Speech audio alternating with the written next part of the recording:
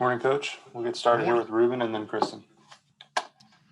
Hey, Doug, how's it going? Happy Thanksgiving and all that.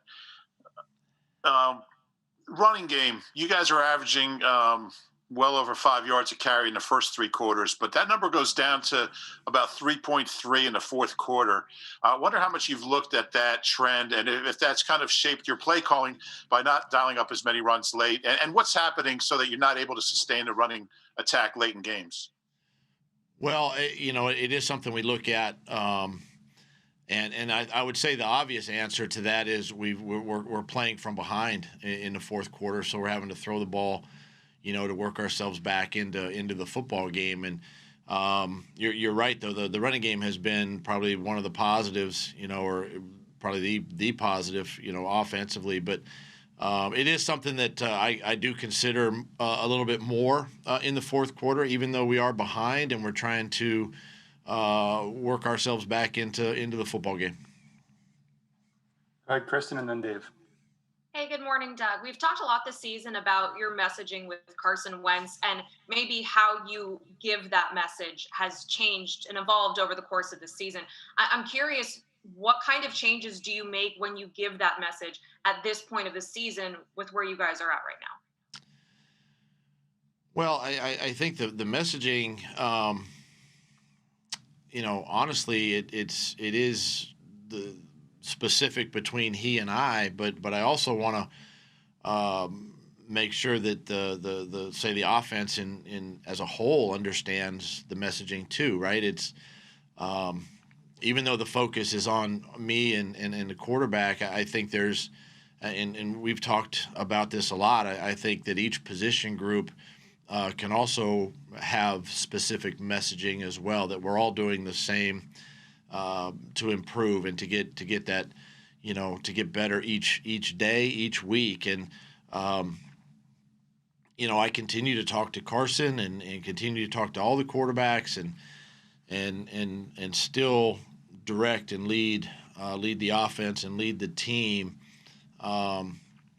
in a way that everybody has to understand. Coaches and players have to understand that the things that we're doing, the mistakes that we are making, have to stop.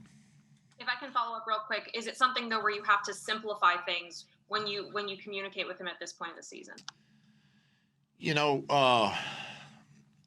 The short answer to that is yes, but and then here's the but.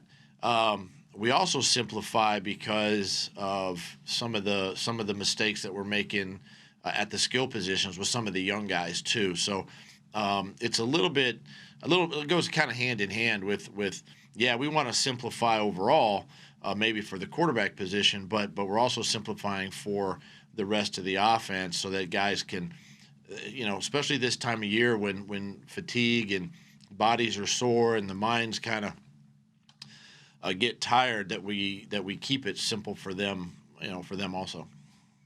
Go ahead, Dave, and then Zach. Hey, Doug, we saw that really productive stretch from Travis Fulgham, and then the last 2 weeks, obviously, the production hasn't been there. To what do you attribute that? And at this point in his career, he's such a young player. Do you really know what you have with him? Well, I attribute probably the lack of production for just the way the defenses are scheming him. We have seen, a top defender, corner, go to his side of the field, or at least on and guard him. And it's something that he has, as a young player, he has to understand, because the more, and if he wants to be an elite receiver in this game and in this league, he's going to know that's always going to be the case every week, and he really has to focus in and detail his work and practice, hard and fast, and just prepare himself for that, and that's how you see some of the great players in this league, particularly at the receiver position, how they handle that, just knowing that they're gonna gain the respect around the league the more the more opportunities and the better they become. Go ahead, Zach, and then Jeff McLean.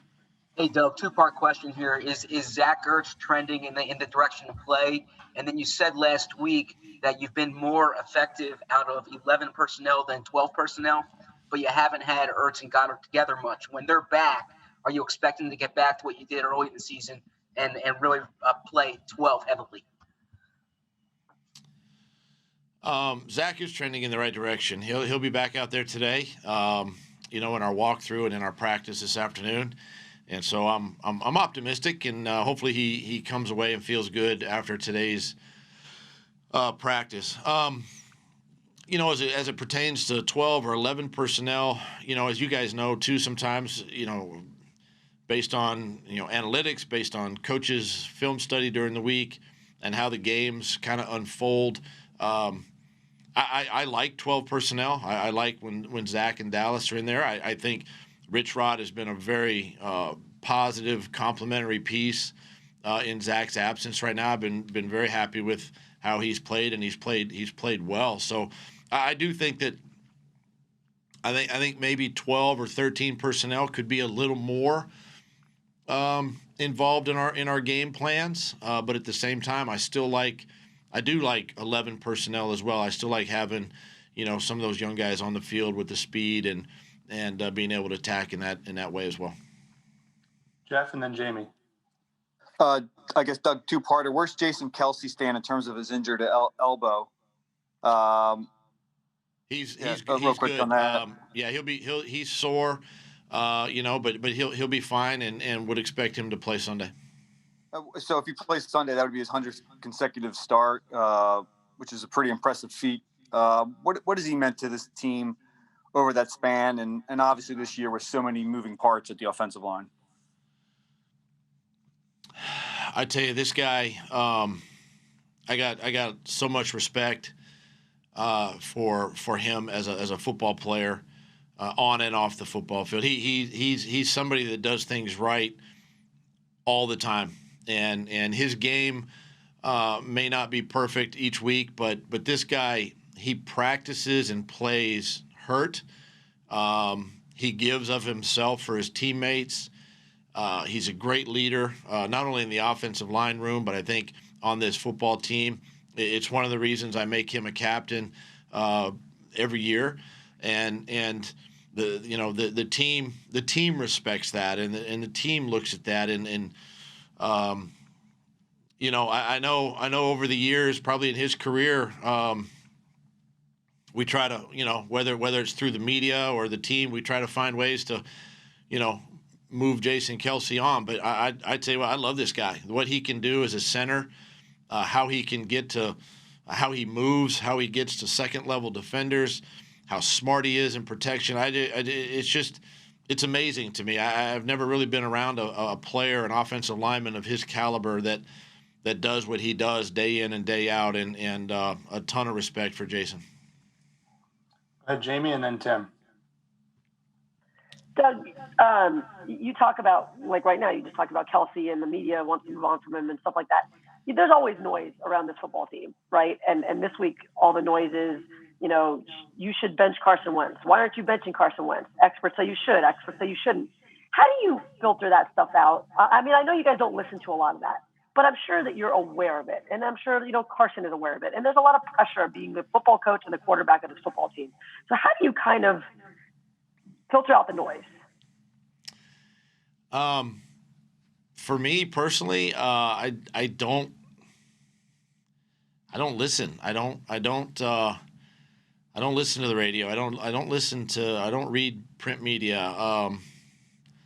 If Brett doesn't tell me what's going on outside of our building, I don't know, or if, Dom's not informing me on what our players are doing, I don't want to know. Right. And because my focus is on the team and helping our football team get better and improve, and that's my job. And listen, I understand my job is also to make tough decisions, with the roster and who plays, who doesn't plays, and who plays and doesn't play, and things of that nature. And it's just, every coach, every player here, there's a ton of pride.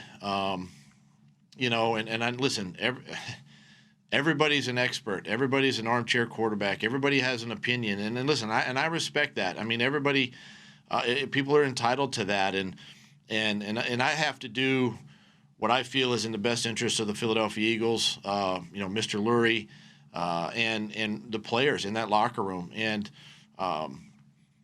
again, it goes down to, it comes back to sometimes having to make tough decisions. And one of the things that I've learned as a player and I've seen as a coach is that the tough decisions have to be made in this business, whether it's a tough decision to move on from a player in the off season or, to the decision now to whether you're going to make the move at quarterback or not. I mean, these are all decisions that have to be made by me. And, but for the most part, I just, I focus on the players. I focus on getting better each day. Go ahead, Tim, and then Bo. You're not making that move, right, Doug, to a different quarterback? Not today on Wednesday, no. Okay, possibly for Monday? I'm focused right now on getting better today. I mean, Okay. We're looking. I don't know. I mean, I would say no. Carson's your starter for Monday? Yes. Okay. What have you done? What methods have you guys employed, to help get him right? I mean, do you have him looking back at some old tape where he was successful? What kind of methodologies are the coaches using to try to get your quarterback right? I mean, we keep going round and round with this. I've gone back and looked at 17 and 18 tape. Our coaching staff has. I know he has. We've looked at everything from play calling. Me, am I different? Am I using personnel right? Am I making decisions that are beneficial for the team? I look at a bunch of that stuff, and it comes down to just each person, each player, each coach. Take a look at yourself, looking in the mirror, see what you see. If you don't like what you see, we got to change, and you got to make improvements, and you got to get better. And so these are all the things that we're doing, and we're helping him. We're helping the offense. We're helping the offensive line. We're helping the receivers. We're helping everybody get better, and we're using everything we can to make these adjustments. We got time for two more, so we'll go to Bo and then Rob Motti. Given the challenges this year, Doug, of everything going on and having less face-to-face time with your players, how do you go about, making sure you have the same pulse of the locker room that you would normally have?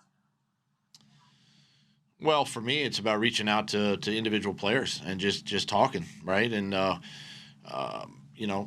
talking to my coaching staff and seeing how what guys are talking about, and then when we get them here in the building, being able to pull them aside, talk to them then, and just have an idea of what's going on, and I've been very pleased with even the struggles that we're having. I've been very pleased with the energy, with the enthusiasm, the attention to detail that a lot of these players and this team has had, and that is something we got to hold on to and work our way out of this. Go ahead, Rob. Hey, Doug, your hesitation to answer that question about the starter on Monday is going to be overanalyzed and microanalyzed, and I know you're not paying any attention to it, but can you explain why there was a hesitation? Are you thinking about it? Has that even crossed your mind? I think about a lot of things, Rob, and the question was, is Carson my starter? He's my starter. End of story. And you guys can blow it up however you want it, and that's fine. I'm focused on these players, this coaching staff, and the Seattle Seahawks. Okay, thanks, Coach.